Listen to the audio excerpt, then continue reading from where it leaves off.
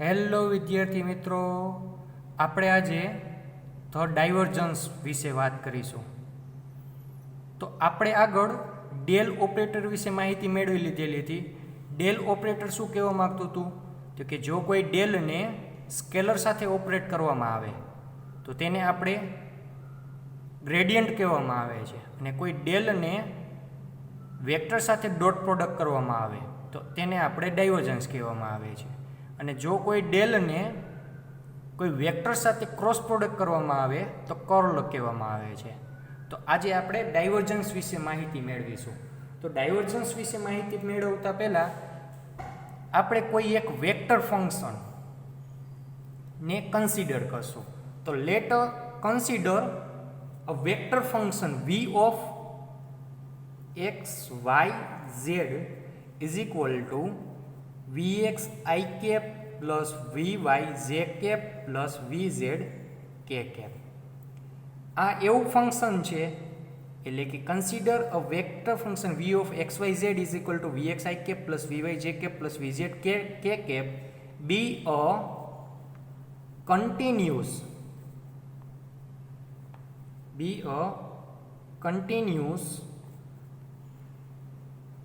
differentiable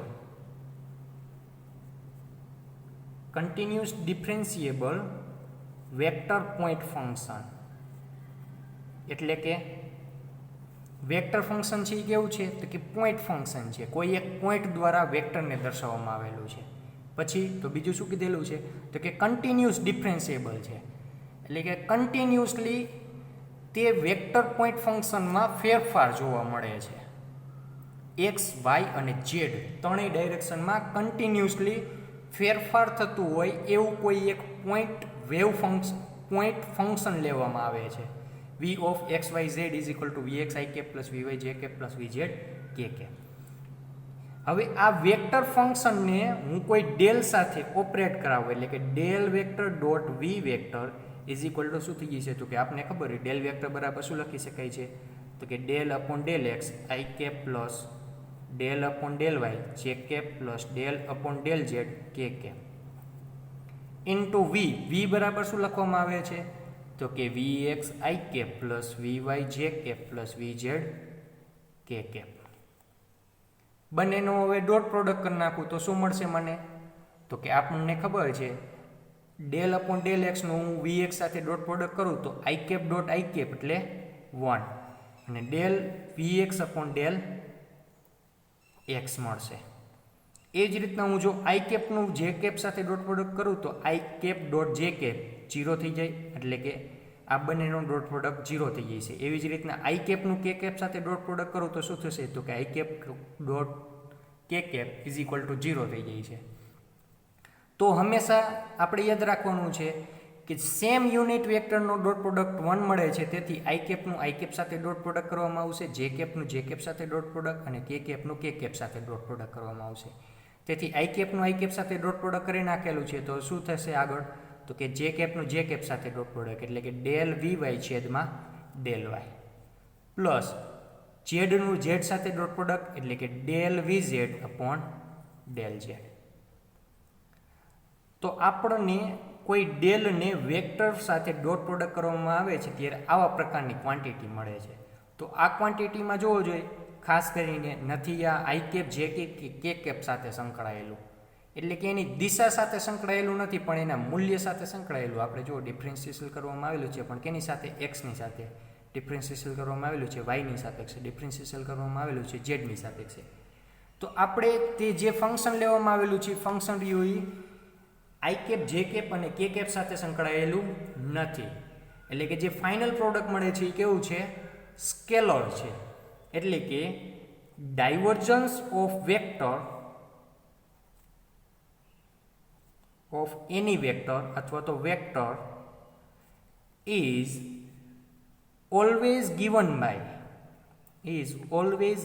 by scalar function. એટલે કે કોઈ પણ વેક્ટર ફંક્શનનું હું ડાયવર્જન્સ કરીશ તો હંમેશા શું મળશે મને? સ્કેલર ફંક્શન જ મળશે. બરાબર. હવે આગળ ડાયવર્જન્સ માટેની વાત કરું છું તો કે ડાયવર્જન્સનો ફિઝિકલ મિનિંગ શું થાય છે આપને એ તો ખબર પડી ગઈ. મેથેમેટિકલ ટ્રીટમેન્ટ કરવું હોય તો કેવી રીતના કરવામાં આવે છે, તો કે કોઈ વેક્ટર ઉપર ડેલને ઓપરેટ કરવામાં આવે તો એને શું કહેવામાં આવે છે? ડાયવર્જન્સ કહેવામાં આવે છે. પણ એનો ફિઝિકલ મિનિંગ શું થાય છે? તો કે ફિઝિકલ મિનિંગ આવા પ્રકારનો કંઈક થાય છે.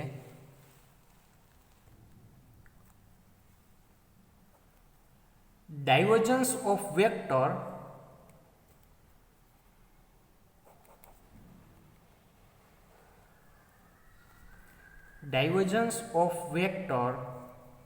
means how much the vector spread out from the point. હવે આ શું કહેવા માંગે છે? તો કે કોઈ પણ વેક્ટર ફંક્શનનું આપણે ડાયવર્જન્સ કરેલું હોય તો એનો મતલબ શું થયો? તો કે એ વેક્ટર ફંક્શન કેટલી વેલ્યુથી બહારની તરફ સ્પ્રેડ થયેલું છે, બહારની તરફ સ્પ્રેડ થયેલું છે. સ્પ્રેડ એટલે કે ફેલાવું. કેટલી વેલ્યુથી બહારની તરફ ફેલાયું છે એવું દર્શાવવું હોય તો મારે કેનો ઉપયોગ કરવો પડે? તો કે ડાયવર્જન્સનો ઉપયોગ કરવો પડે.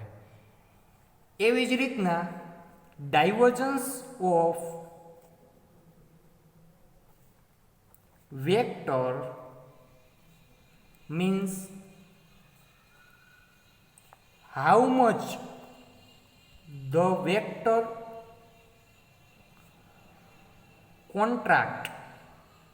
contracting inward from the point.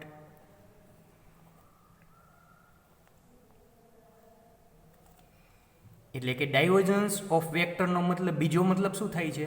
પહેલો મતલબ તો આપને ખબર છે કે કોઈ વેક્ટર ફંક્શન બહારની તરફ કેટલી વેલ્યુથી ફેલાયેલું છે એને દર્શાવવું તો આપણે ડાયવર્જન્સનો ઉપયોગ કરવામાં આવે. એનાથી ઉલટો કે કોઈ પણ વેક્ટર ફંક્શન અંદરની તરફ ઇનવર્ડ ડાયરેક્શનમાં કેટલી વેલ્યુથી કોન્ટ્રાક્ટ થયેલો છે. કોન્ટ્રાક્ટ એટલે કે સંકોચાવું. કેટલી વેલ્યુથી સંકોચાયેલું છે એ દર્શાવવું તો પણ કેનો ઉપયોગ કરવામાં આવે છે? ડાયવર્જન્સનો ઉપયોગ કરવામાં આવે છે. જેમ કે કોઈ એક હું એક્ઝામ્પલ લઉં છું. એ એક્ઝામ્પલમાં શું કહું છું? કોઈ એક વેક્ટર પોઈન્ટ ફંક્શનને દર્શાવું છું. વેક્ટર પોઈન્ટ ફંક્શન v ને દર્શાવું છું. એ બહારની તરફ સ્પ્રેડ થઈ છે.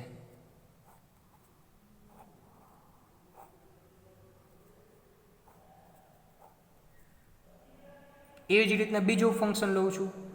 એ પણ હું કહી દઉં છું વેક્ટર પોઈન્ટ ફંક્શન v બહારની તરફ શું થાય છે? બહારથી અંદરની તરફ કોન્ટ્રાક્ટ થાય છે.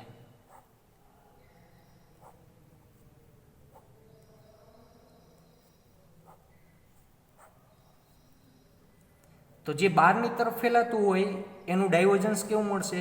તો કે લાર્જ પોઝિટિવ ડાયવર્જન્સ મળશે. અને શું કહેવામાં આવશે? લાર્જ પોઝિટિવ ડાયવર્જન્સ અથવા તો પોઝિટિવ ડાયવર્જન્સ.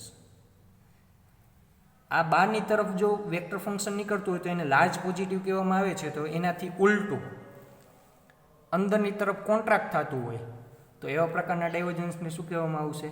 તો કે લાર્જ નેગેટિવ ડાયવર્જન્સ કહેવામાં આવશે.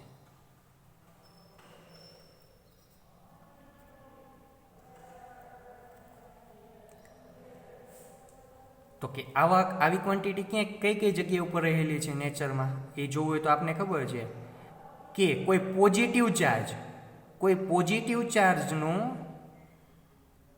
ઇલેક્ટ્રિક ફિલ્ડ લાઇનની વાત કરવી હોય, જેમ કે પોઝિટિવ ચાર્જની ફિલ્ડ લાઇન વાત કરતો હોય તો પોઝિટિવ ચાર્જ માટે હંમેશા ફિલ્ડ લાઇન કેવી હોય? તો કે બહારની તરફ નીકળતી હોય.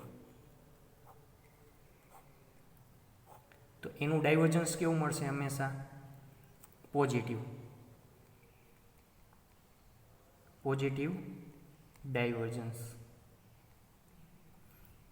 એટલે કે ડેલને હું જો ઈ સાથે ડોટ પ્રોડક્ટ કરું તો મને કેવું મળશે? પોઝિટિવ ડાયવર્જન્સ મળશે. એવી જ રીતના હું નેગેટિવ ચાર્જ માટેની વાત કરું તો નેગેટિવ ચાર્જ માટે મને ખબર છે કે ફિલ્ડ લાઇન હંમેશા કેવી થાય છે? અંદરની તરફ કોન્ટ્રાક્ટ થાય છે. તો એનું ડાયવર્જન્સ મળશે કેવું મળશે? એટલે કે એનો હું ડેલ ડોટ ઈ કરીશ નેગેટિવ ચાર્જ માટે, તો કેવું મળશે આપને? નેગેટિવ ડાયવર્જન્સ મળશે. હવે આગળ આપણે કોઈ એક એવી વેક્ટર ક્વોન્ટિટી લઈ છે કે જે કોઈ એક ડાયરેક્શનમાં દર્શાવવામાં આવતી હોય, ના તો એ કમ્પ્રેસ થશે ના તો એ સ્પ્રેડ થશે. એવા પ્રકારની ક્વોન્ટિટીને હું એક મેજર કરું છું. તો એવા પ્રકારની ક્વોન્ટિટી જો આવી રીતના દર્શાવવામાં આવેલી છે કે વેક્ટરની ડાયરેક્શન કોઈ એક ચોક્કસ દિશામાં છે. આવી રીતના નથી એ સ્પ્રેડ થતી કે નથી એ કોન્ટ્રાક્ટ થતી. તો આના પરનો કોઈ એક હું પોઈન્ટ પી કરું, મેજર કરું, તો પીને અનુલક્ષીને એનું ડાયવર્જન્સ કેવું હોય છે? તો કે એનું ડાયવર્જન્સ 0 હોય છે. વેક્ટર ક્વોન્ટિટીને હું વી વેક્ટર કહી દેતો હોય તો એનું ડાયવર્જન્સ કેવું થઈ જશે? તો કે 0, એટલે કે del dot V is equal to 0. કેમ? તો કે આપણે આ જે વેક્ટર ફંક્શન દર્શાવવામાં આવેલું છે, વેક્ટર ફંક્શન રહ્યું નથી તો એ બહારની તરફ સ્પ્રેડ થતું કે નથી એ અંદરની તરફ કોન્ટ્રાક્ટ થતું. તેથી એના ડાયવર્જન્સનું મૂલ્ય હંમેશા કેવું મળશે? 0 થશે. તો કે આપણે ડાયવર્જન્સ કેના માટે દર્શાવવામાં આવે છે? તો કે ડાયવર્જન્સ એવી વેક્ટર ક્વોન્ટિટી માટે દર્શાવવામાં આવે છે કે જે કન્ટિન્યુઅસલી બહારની તરફ સ્પ્રેડ થતી હોય અથવા તો કન્ટિન્યુઅસલી અંદરની તરફ કોન્ટ્રાક્ટ થતી હોય. એવા પ્રકારની ક્વોન્ટિટી માટે જ આપણે ડાયવર્જન્સનો ઉપયોગ કરવામાં આવે છે. આપણે જે અત્યારે આની વિચારણા કરેલી છે એનાથી થોડી ઉલટી વિચારણા કરું છું. જેમ કે ફ્લક્સ માટેની વાત કરું. ફ્લક્સ કેને કહેવામાં આવે છે?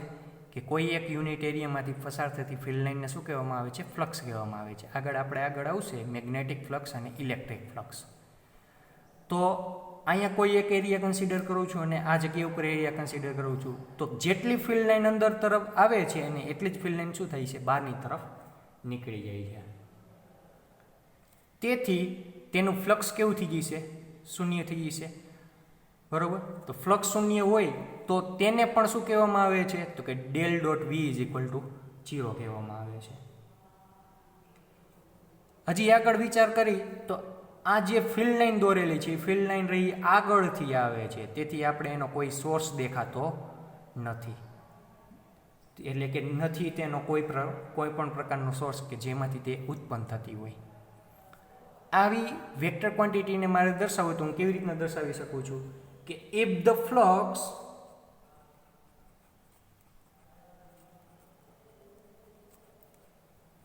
entering any element of field space, any element of field space is exactly balanced by that leaving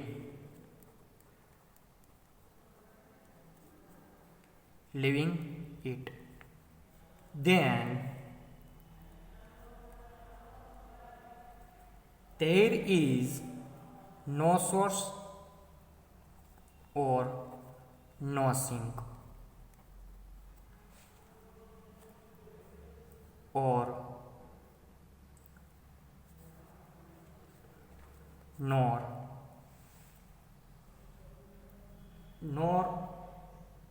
density is changing. That means it is incompressible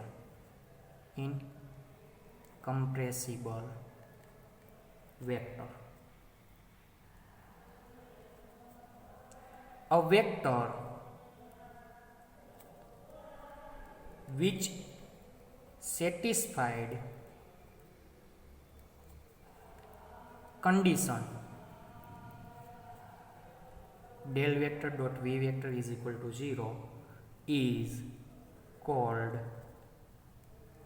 solenoidal vector. એટલે કે if the flux entering at entering any element of field space is exactly balanced by that leaving it. એટલે કે કોઈ એક એલિમેન્ટમાંથી area element અથવા તો એલિમેન્ટમાંથી જેટલી field line enter થાય છે એટલી જ ફિલ્ડ લાઇન રી શું થાય છે તો કે બહારની તરફથી લિવિંગ થાય છે. તેથી then there is no source or no sink nor density is changing. તેથી તે ફિલ્ડ લાઇનની કોઈ પણ પ્રકારનો સોર્સ નથી તો તે સિંક અને એની ડેન્સિટીમાં કોઈ પણ પ્રકારનો ફેરફાર નથી થતો.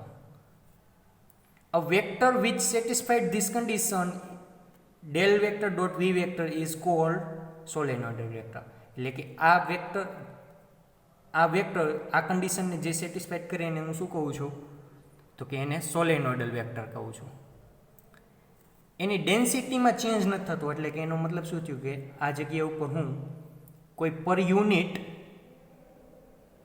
પસાર થતી ફિલ્ડ લાઇનની વાત કરું અને આ જગ્યા ઉપર પર યુનિટ ફિલ્ડ લાઇન પસાર થતી ફિલ્ડ લાઇનની વાત કરું તો બંનેની વેલ્યુ કેવી હશે સમાન હશે. એટલે કે એની ડેન્સિટીમાં શું કોઈ પણ પ્રકારનો ફેરફાર થશે નહીં. હવે આગળ ફ્લુઇડ માટેની વાત કરું છું. એટલે કે જે ડાયવર્જન્સ સમજાવવામાં આવેલું છે ડાયવર્જન્સને એક ફ્લુઇડના એક્ઝામ્પલ સ્વરૂપમાં દર્શાવવામાં આવેલું છે. કે કોઈ એક ફ્લુઇડ લેવામાં આવેલું છે, ફ્લુઇડ એટલે કે પ્રવાહી. ફ્લુઇડ યુઈ સૌ પ્રથમ કમ્પ્રેસ થાય છે એટલે કે કોન્ટ્રાક્ટ થાય છે અને પછી તે એક્સપાન્ડ થાય છે. એટલે કે કોઈ એક ફ્લુઇડ લેવામાં આવે એ ફ્લુઇડ અંદરની તરફ આમ કમ્પ્રેસ થતું હોય તો એને મારે દર્શાવવું હોય તો આવી રીતના દર્શાવવામાં આવશે. અંદરની તરફ કમ્પ્રેસ થાય છે, બહારની તરફ એક્સપાન્ડ થતું હોય. ફ્લુઇડ સમાન પ્રમાણમાં લેવામાં આવેલું છે. એક રહ્યું એ કોન્ટ્રાક્ટ થાય છે અને બીજું રહ્યું એ એક્સપાન્ડ થાય છે. ફ્લુઇડ શું થાય છે તો કે કોન્ટ્રાક્ટિંગ. આ જગ્યા પર શું થાય છે ફ્લુઇડ એક્સપાન્ડ થાય છે એટલે કે બહારની તરફ ફેલાય છે. તો આપને ખબર છે કે વેક્ટર ક્વોન્ટિટી ફ્લુઇડને આપણે વેક્ટર ક્વોન્ટિટી તરીકે લઈ કે જે બહારની તરફ એક્સપાન્ડ થતી હોય અથવા તો અંદરની તરફ કોન્ટ્રાક્ટ થતી હોય તો એવા પ્રકારની ક્વોન્ટિટી માટે આપણે શું દર્શાવી શકીએ ડાયવર્જન્સ દર્શાવી શકીએ. જો અંદરની તરફ સંકોચાતી હોય એટલે કે કોન્ટ્રાક્ટ થતી હોય તો એવા પ્રકારના ડાયવર્જન્સને શું કહેવામાં આવે છે નેગેટિવ ડાયવર્જન્સ. તો તેથી આપણે એને શું કહેવામાં આવે છે ડાયવર્જન્સ ઇઝ નેગેટિવ. બહારની તરફ એક્સપાન્ડ થાય છે તેથી આપણે એને શું કહેવામાં આવે છે ડાયવર્જન્સ ઇઝ પોઝિટિવ. હવે આગળ ડેન્સિટીની વાત કરીએ. જો કે મોટા ભાગે કોઈ પણ ફ્લુઇડની ડેન્સિટીમાં વધારો કે ઘટાડો ન થાય પણ આપણે આ જગ્યા પર એવી વિચારણા કરવામાં આવેલી છે કે આ ફ્લુઇડ છે એ ફ્લુઇડ અંદરની તરફ કોન્ટ્રાક્ટ થાય છે અને આ ફ્લુઇડ બહારની તરફ એક્સપાન્ડ થાય છે. ફ્લુઇડની વેલ્યુ કેવી છે સમાન છે, સમાન પ્રમાણમાં ફ્લુઇડ લેવામાં આવેલું છે. તો આમાં હું કોઈ યુનિટ વોલ્યુમ લઉં છું, એવડું જ વોલ્યુમ આમાં લઉં છું. બંનેની વોલ્યુમની સાઇઝ કેવી છે સમાન લેવામાં આવેલી છે આ જગ્યા ઉપર આ જગ્યા ઉપર. તો કે આ બહારની તરફ એક્સપાન્ડ થાય છે તેથી આ યુનિટમાં રહેલા ફ્લુઇડના મોલિક્યુલ આની સાપેક્ષે કેવાય છે તો કે ઓછા છે. તો આની ડેન્સિટીની વાત કરો ρ ઇઝ ઇક્વલ ટુ માસ પર યુનિટ વોલ્યુમ. એમનું મૂલ્ય રહ્યું એ આની સાપેક્ષે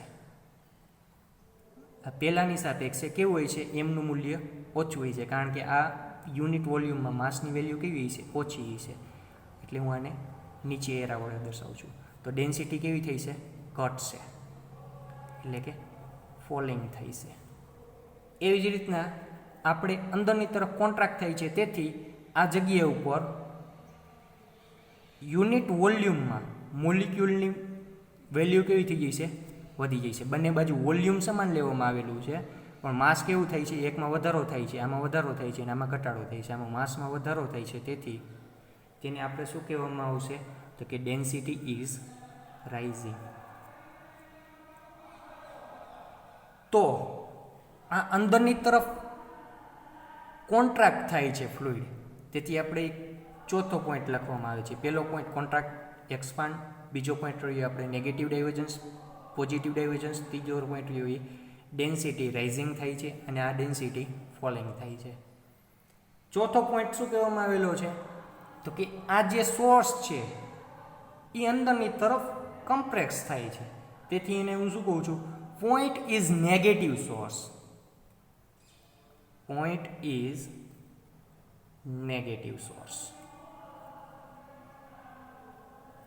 બીજું તો કે આ પોઈન્ટ રહ્યો એ બહારની તરફ ફેલાય છે, તેથી આપણે એને શું કહેવામાં આવે છે, ફ્લુઇડનો સોર્સ કહેવામાં આવે છે. તેથી એને શું કહેવામાં આવશે, point is source of fluid.